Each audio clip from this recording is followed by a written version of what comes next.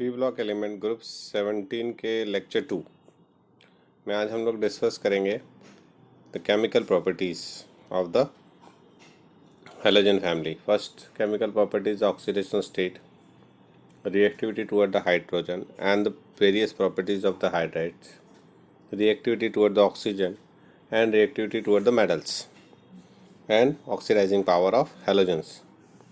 So they are the properties we will discuss in this lecture. So first is the oxidation state. What is oxidation state? We know that oxidation state depending on the electronic configuration, and we know that the element, especially the P block element, shows two type of oxidation state: negative oxidation state and the positive oxidation state. Halogen is a 17 group element and configuration is NH2 NP5. So, okay, so it require only one electron. How many electron? One electron to achieve noble gas configuration. Need only one electron to achieve noble gas configuration. So they have a strong tendency to gain one electron, and due to this tendency the halogen exhibits -1 oxidation state. Which type of oxidation state? -1 oxidation state. ठीक है. फिर हम बात करें कि fluorine. The fluorine has no d orbital. The fluorine has no d orbital. We know that the configuration is 2s2 2p5 fluorine, and there is no d orbital in the second shell, so valence shell, and therefore cannot expand its octet. Being the most electronegative, it exhibit only -1 oxidation state, highly electronegative element. And second one, due to absence of d orbital, it cannot extend its oxidation state by -1. So general electronic configuration, general oxidation state of fluorine is -1, except in HOF. Fluorine can show +1 oxidation state in HOF. Which compound? In HOF it can show the +1 oxidation state. वो भी एक unstable compound है, तो especially in general cases we show fluorine only -1 oxidation state. Okay. However, the chlorine, bromine, iodine can show +1, +3, +5 and +7 oxidation state. They can show +1 to +7 oxidation state. But question is there, why they can show this +1, +3, +5 and +7 oxidation state? So we can understand with the help of their configuration. General configuration is NH2, NP5 and ND0. Okay. So if you see the configuration, the 2 electrons present in s orbital. How many? The 5 electrons present in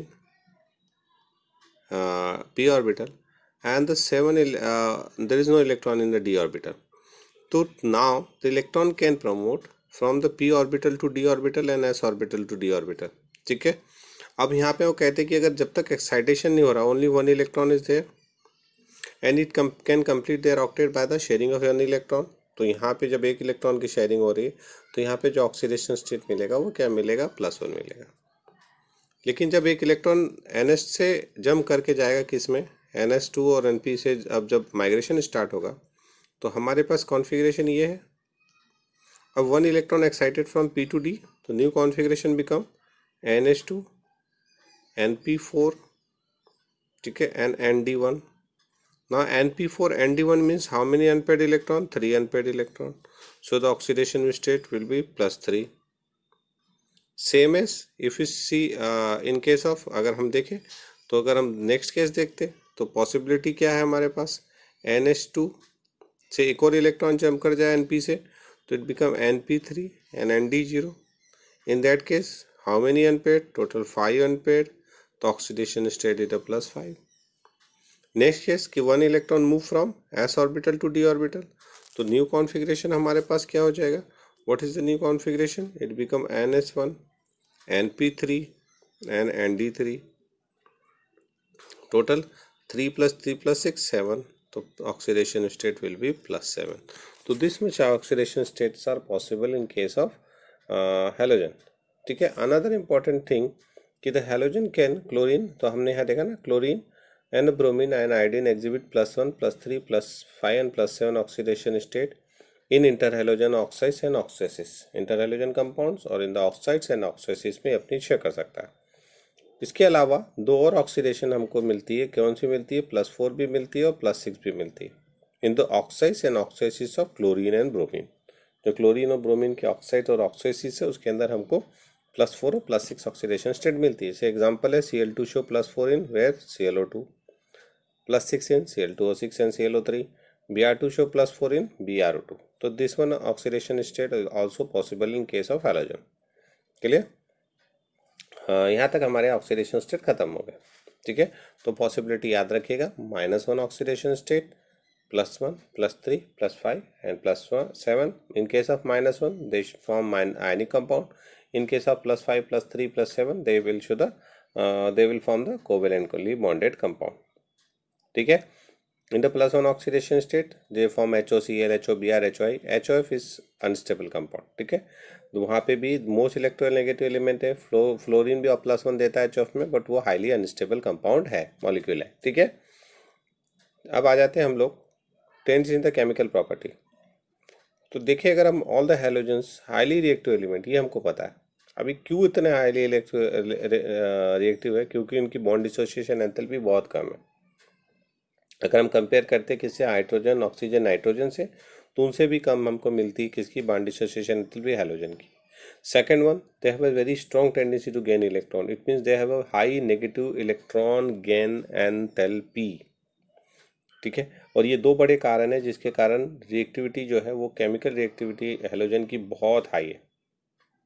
ठीक है, हाँ, तो reactivity of halogen decreases down the group, तो जैसे जैसे नीचे की ओर जाएंगे वैसे वैसे रिएक्टिविटी डिक्रीज करेगी। तो अगर हम ऑर्डर देखते चलेंगे तो हमारे पास ऑर्डर क्या होगा, I2 is least reactive, then उसके ऊपर क्या मिलेगा, Br2, उसके ऊपर क्या हमारे पास Cl2, एंड जो सबसे ज़्यादा रिएक्टिव हमारे पास एलिमेंट है वो क्या हो जाएगा, F2। क्लियर है? अब आते हैं हम सब उसके बाद प्रॉपर्टीज़ में। तो सबसे पहली प्रॉपर्टी ऑक्सीडाइजिंग पावर। हमने क्या कहा, ऑल द एलिमेंट, यहाँ पे जो अगर ऑक्सीडाइजिंग पावर को हम देख रहे हैं, किसको देख रहे हैं, ऑक्सीडाइजिंग पावर को, तो halogen act as a strong oxidising agent.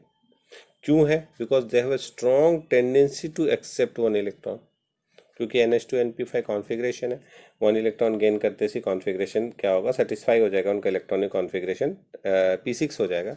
इसीलिए इनमें स्ट्रॉन्ग टेंडेंसी इलेक्ट्रॉन गेन करने की, और दे गेट, ठीक है, तो इसलिए वो कैसे बिहेव करेंगे, strong oxidising agent. F2 is the strongest oxidising halogen. ठीक है, क्या है, F2 यहाँ पे स्ट्रॉन्गेस्ट ऑक्सीडाइजिंग हेलोजन है। और ये हैलाइड आयन, जो बाकी जितने भी oxides and other halide ion it oxidize other halide ion in the solution or even in the solid phase। जितने भी अदर उस हैलाइड्स हैं उनको क्या कर सकता है, ऑक्सीडाइज कर सकता है। जैसे F2 यहाँ पे 2x माइनस क्या देगा, 2f माइनस और x2 दे देगा। तो ये एक हमारे पास रिएक्शन है, वहाँ पे x जो है it may be Cl minus, Br minus और I माइनस। ठीक है, क्लोरीन को देखोगे तो वो केवल ब्रोमाइड और आयोडाइड को ऑक्सीडाइज करेगा। ब्रोमाइड को देखोगे, ब्रोमीन को देखोगे तो ब्रोमीन कैन ऑक्सीडाइज, किसको ऑक्सीडाइज कर सकता है, ब्रोमीन। ब्रोमीन किसको ऑक्सीडाइज करेगा, तो ब्रोमीन ऑब्वियसली किसको ऑक्सीडाइज करेगा, आयोडीन को ऑक्सीडाइज करेगा। तो 2I माइनस, तो यहाँ क्या बन जाएगा हमारे पास, 2Br माइनस, और प्लस क्या हो जाएगा हमारे पास, I2 हो जाएगा। तो यहाँ पे वो कह रहे कि द ऑक्सीडेशन पावर नीचे आने पे घटती जा रही। ठीक है, हो गया।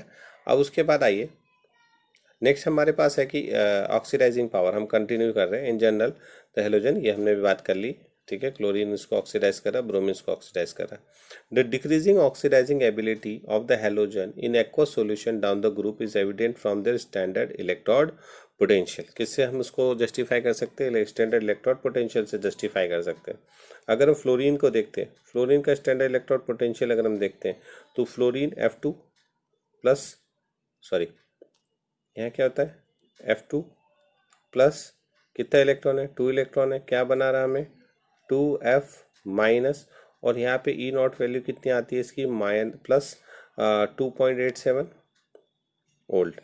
ठीक है, ये ऑक्सीडेशन के केस में हम ठीक है, तो ये जब क्या मिल रहा है इसका, 2.87। ठीक है, ये मिल रहा है इसका। अगर हम ऐसे ही सबका देखते चले जाए तो यहाँ पे फ्लोरीन के लिए जो क्या आ रहा है, क्या आ रहा है, 2.87 है। ठीक है, क्लोरीन के लिए कितनी आती है, 1.36 आती है वोल्ट। ठीक है, उसके बाद अगर हम चल रहे ब्रोमीन में तो कितनी आ रही है, ब्रोमीन के लिए आएगी कितनी, ब्रोमीन के लिए ये आ रही है कितनी, 1.09 वोल्ट आ रहा है, और आयोडीन के लिए ये होता है कितना, 0.54 वोल्ट। ठीक है, ये हमें मिलता है 0.54 वोल्ट। ठीक है, सब प्लस वैल्यू है, सब कौन सी वैल्यू है, पॉजिटिव वैल्यू हमको यहाँ पे मिल रही है। ठीक है, loss of electron is oxidation, और ये रिडक्शन पोटेंशियल है। अगर इसी का ऑक्सीडेशन पोटेंशियल लिखेंगे तो ये साइन चेंज हो जाएगा। यहाँ पे फ्लोरीन के लिए -2.87 हो जाएगा, क्लोरीन के लिए -1.36 हो जाएगा, ब्रोमीन के लिए माइनस हो जाएगा आपका कितना 1.09, और आयोडीन के लिए हो जाएगा -0.54। और ये इलेक्ट्रोड पोटेंशियल की वैल्यू शो कर रही है कि फ्लोरीन यहाँ पे स्ट्रॉन्गेस्ट ऑक्सीडाइजिंग एजेंट होगा। ठीक है, किसके लिए मिनिमम है, आयोडीन के लिए मिनिमम है, और सबसे ज़्यादा किसके लिए हमारे पास। ठीक है ना, तो ये वैल्यू शो कर रही है कि F2 is the strongest oxidising agent and iodine is the weakest. ठीक है, और रिड्यूसिंग एजेंट करेंगे तो उल्टा हो जाएगा। आ गई बात समझ में, तो यहाँ पे क्लियरली आपको ध्यान रखना। अगर हम कंपेरिजन करते हैं ऑक्सीडाइजिंग पावर की ऑफ फ्लोरीन एंड क्लोरीन, तो इलेक्ट्रॉन गेन एंथैल्पी से हम उसको समझ सकते हैं। तो इलेक्ट्रॉन गेन एंथैल्पी फ्लोरीन की कितनी है, -33 kilo joule, less negative than the chlorine, but still it is strongest oxidising agent. ये क्वेश्चन पूछा जाता है, ऐसा क्यों है कि अगर इलेक्ट्रॉन की एंथैल्पी देखते हैं तो फ्लोरीन की कम है, लेस नेगेटिव है क्लोरीन से, फिर भी वो क्या है, स्ट्रॉन्गेस्ट ऑक्सीडाइजिंग एजेंट क्यों है ना। वो इसलिए है क्योंकि बॉन्ड डिसोसिएशन एंथैल्पी फ्लोरीन की काफ़ी कम है, और हाइड्रेशन एंथैल्पी बहुत ज़्यादा है as compare to the chlorine, क्योंकि जो electron potential is depending on electron gain enthalpy, hydration enthalpy and the bond dissociation enthalpy. तो यहाँ पे फ्लोरीन की बॉन्ड डिसोसिएशन एंथैल्पी काफ़ी लो है, हाइड्रेशन एंथैल्पी काफ़ी हाई है इन कंपैरिजन टू क्लोरीन। एक बड़ा कारण होता है कि इस कारण से फ्लोरीन मोर ऑक्सीडाइजिंग एजेंट है इन कंपैरिजन टू क्लोरीन, जबकि होना अगर इलेक्ट्रॉन गेन एंथैल्पी के बेस पे देखेंगे तो क्लोरीन को ज़्यादा ऑक्सीडाइजिंग होना चाहिए था फ्लोरीन के कंपेरिजन में। आगे बात समझ में, तो ये एक हमको ध्यान रखना है बहुत अच्छे से, ये क्वेश्चन आपको पूछा जाता है कि ऐसा क्यों है। उसके बाद आइए, the relative oxidising power of hydrogen can further be listed by the reaction with water. Fluorine oxidise water to oxygen, fluorine water को किस में कन्वर्ट कर दे रहा है, oxidise water to oxidise water to oxygen, whereas chlorine and the bromine reacts with water to form corresponding hypohalic and hypohalous acid. The reaction of iodine with water is non-spontaneous. In fact, a iodide ion can be oxidized by oxygen in acidic medium, just the reverse of the reaction observed with fluorine. अगर हम इसको reaction देखें यहाँ पे, तो जो पहला justification हमने कहा कि फ्लोरीन वाटर से रिएक्ट करके क्या रिलीज कर रहा है, ऑक्सीजन रिलीज कर रहा है। तो अगर हम देखें तो 2F2 प्लस 2H2O ये रिएक्शन होती है। अगर फ्लोरीन को वाटर से हम रिएक्शन करा रहे हैं तो यहाँ पे क्या होगा, 4H positive plus 4F minus plus क्या मिलेगा आपको, O2 मिलेगा। तो इसीलिए हमने कहा कि वो वाटर को किस में कन्वर्ट कर दे रहा, ऑक्सीजन में कन्वर्ट कर दे रहा। ठीक है, लेकिन क्लियर। लेकिन अगर हम दूसरा हमने क्या कहा कि अगर हम यही रिएक्शन करा रहे किसके साथ, क्लोरीन ब्रोमीन से, तो हाइड्रोहेलिक और हाइपोहेलस एसिड मिल रहा है हमको। अब हमको क्या मिल रहा है, एसिड मिल रहा है। तो देखो अगर हम यहाँ देखें Cl2 को हम लोग रिएक्ट करा दे किससे, वाटर से रिएक्ट करा दे, तो हमें यहाँ पे क्या मिलेगा, HCl मिलेगा और HOCl मिलेगा। क्या मिल जाएगा हमको, HCl मिलेगा और क्या मिल जाएगा हमको, HOCl मिल जाएगा। हाइड्रोहेलिक एसिड यानी हाइड्रोक्लोरिक एसिड और हाइपोक्लोरस एसिड यानी HOCl मिलेगा। सेम एज Br2 रिएक्ट कराएंगे तो यहाँ पे HBr मिल जाएगा, यहाँ पे क्या मिल जाएगा HBr, और यहाँ क्या मिल जाएगा HOBr मिल जाएगा। ठीक है, लास्ट हमने क्या लिखा कि आयोडीन के साथ रिएक्शन कैसी है, नॉन स्पॉन्टेनियस है। ठीक है, आयोडाइड क्या हो जाता है, can be oxidise by O2, तो iodine can be oxidise by O2, उल्टी रिएक्शन। और हमने कहा जस्ट रिएक्शन हो गई उल्टी किसकी, फ्लोरीन वाले के। तो हमने अभी F2 प्लस 2H2 से क्या बनाया था, 4H पॉजिटिव 4F माइनस और O2। अब हम उल्टा लिख देते हैं उसको, F माइनस की प्लेस पे I माइनस करते, तो 4I माइनस प्लस क्या हो जाएगा O2 प्लस क्या हो जाएगा 4H पॉजिटिव। देखो रिवर्स रिएक्शन हो गई, और रिवर्स रिएक्शन होने के बाद हमको क्या मिल जाएगा, हमको मिल जाएगा क्या मिल जाएगा 2I2, और साथ में क्या मिल जाएगा हमारे पास 2H2O। तो ये रिवर्स रिएक्शन हो गई आयोडीन के साथ।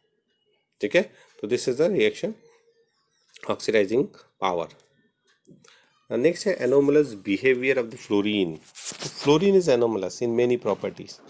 अब क्यों एनोमलस बिहेवियर शो करता है, तो उसके बड़े कारण हमको पता है, स्मॉल साइज है, नेगेटिविटी हाई है, लो बॉन्ड डिसोसिएशन एंथैल्पी है, non availability of D orbital है, और एक कॉमन कारण है, हर ग्रुप में हमको पहले एलिमेंट में मिलते हैं। कुछ एनोमलस बिहेवियर देख लो। Fluorine is anomalous in many properties. First is ionisation enthalpy, ठीक है, हमको पता है आयनेशन एंथैल्पी क्या है उसकी, कम है। बॉन्ड डिसोसिएशन एंथैल्पी और electron potential are all higher for fluorine than expected from the trend set by the other halogen, ठीक है। Ionisation enthalpy, electronegativity, enthalpy of bond dissociation, है ना। Also ionic and covalent radii, sorry, also ionic and covalent radii, melting point, boiling point and the electron enthalpy quite lower than expected, ये हम already पढ़ चुके हैं। उसके बाद देखो तो most of the reaction of fluorine are exothermic, बहुत इंपॉर्टेंट क्वेश्चन है ये।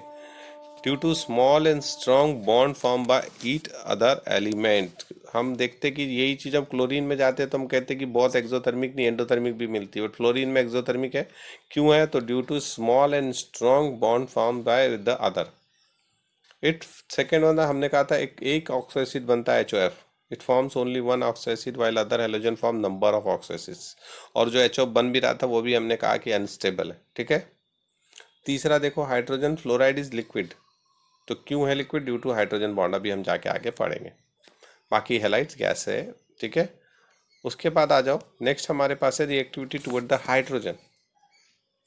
तो अगर हम रिएक्टिविटी टुवर्ड द हाइड्रोजन की बात करते तो फिर हमें पता है कि भैया हाइड्रोजन से रिएक्ट करेगा तो हाइड्राइड बनाएगा, तो they all reacts with the hydrogen to give the hydrogen halide, but affinity for hydrogen decreases from fluorine to iodine. यहाँ से ऊपर से नीचे आने पे हाइड्राइड बनाने की टेंडेंसी क्या होती है? घटती चली जाती है, ठीक है।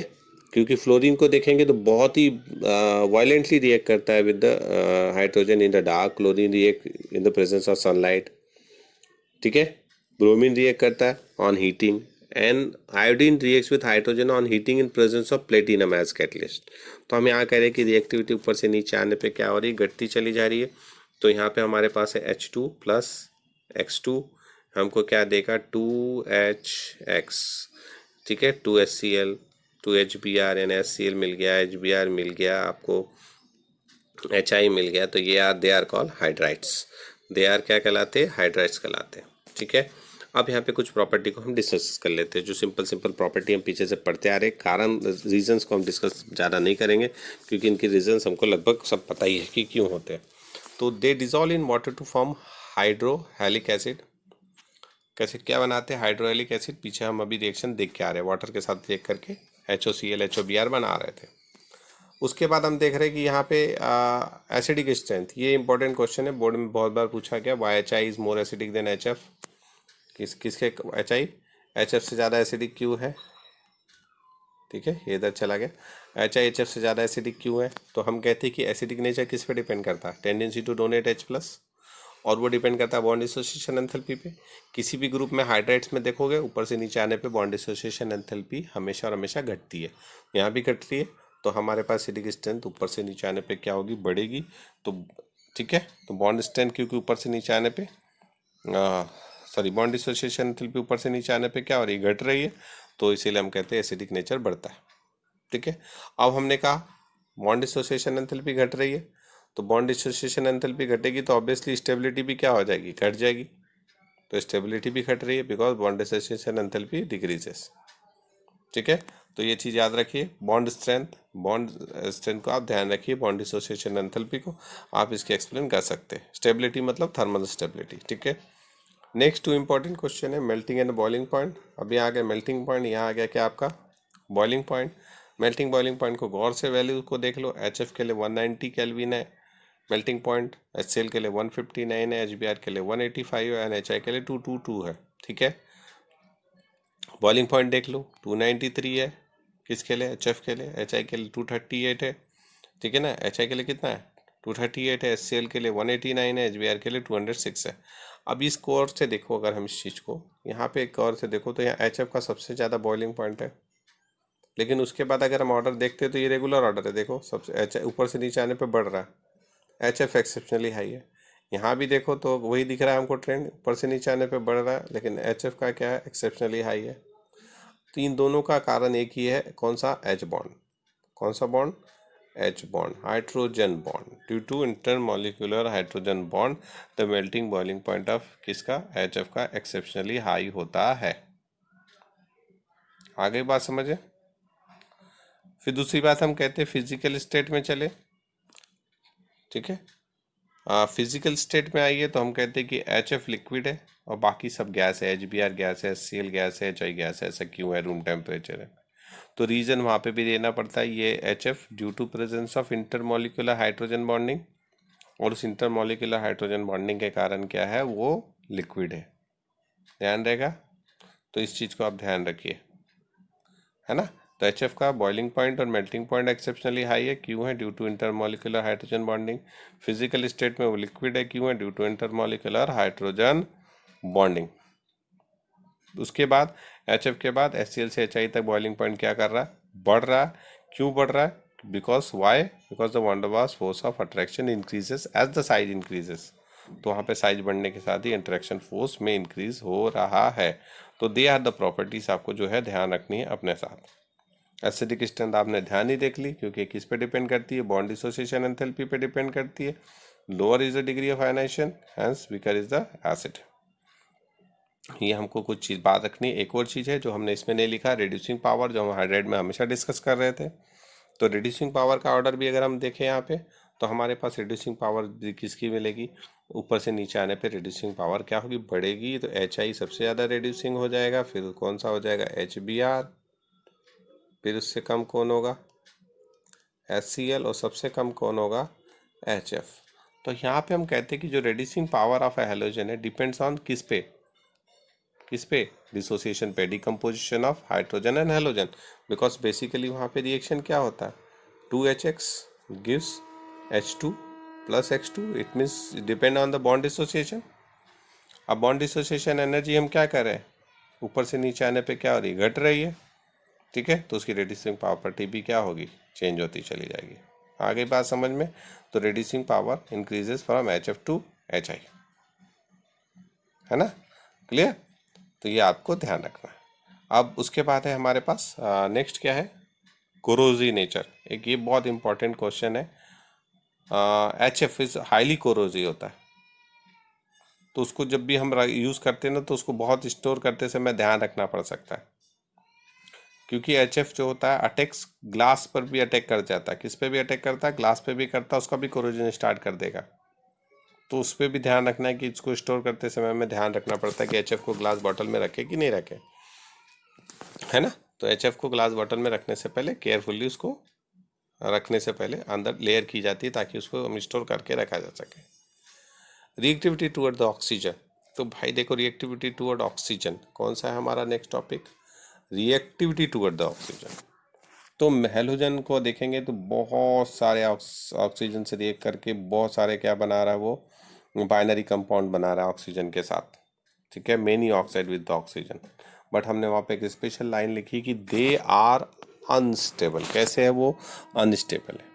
फ्लोरीन बनाता है OF2 बनाता है, O2F2 बनाता है, हम पढ़ के आए पहले। क्लोरीन Cl2O बनाता है, ClO2 बनाता है।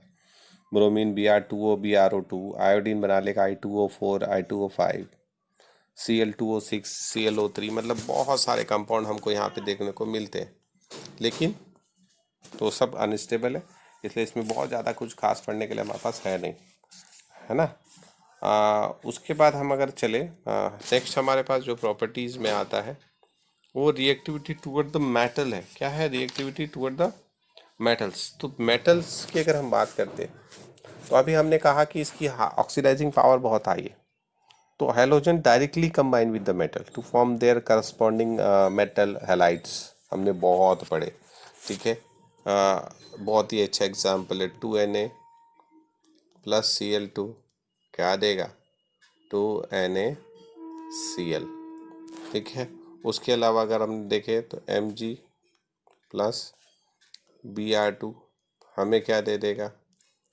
MgBr2। तो अगर हम देखें तो यहाँ पे हमको दिख रहा है कि सोडियम क्लोरीन से रिएक्ट करके क्या बना ले रहा है? Sodium chloride. Magnesium reacts with the bromine to form magnesium bromide, ठीक है। और they are form ionic compound ना।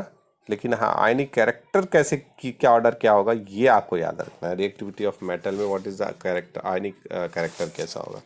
तो हम सबसे पहले याद रखिए, क्योंकि fluorine is the most electronegativity element and electronegativity decreases down the group, है ना। फ्लोरीन सबसे ज़्यादा इलेक्ट्रोनेगेटिव है, आयोडीन सबसे कम इलेक्ट्रोनेगेटिव है। तो जब हम हैलाइड्स को देखेंगे और उनके आयनिक कैरेक्टर को देखेंगे तो हमारे पास जो आयनिक कैरेक्टर है एमएस बॉन्ड का वो डिक्रीज कर रहा है इस ऑर्डर में। तो सबसे ज़्यादा किसका होगा, मेटल फ्लोराइड सबसे ज़्यादा आयनिक कैरेक्टर शो करेगा। उसके बाद कौन शो करेगा, मेटल क्लोराइड करेगा, है ना। फिर उसके बाद कौन शो करेगा, मेटल ब्रोमाइड करेगा। और सबसे कम आयनिक कैरेक्टर हमारे पास किसका मिल जाएगा यहाँ पे, मेटल आयोडाइड का मिलेगा। आ गई बात समझ में। तो ये आपको ध्यान रखना है इसके अंदर, क्लियर। तो ये एक हमारे पास कुछ प्रॉपर्टीज है रिएक्टिविटी टुवर्ड द मेटल। यहाँ तक हमने आज का टॉपिक ख़त्म कर दिया। Okay, thank you.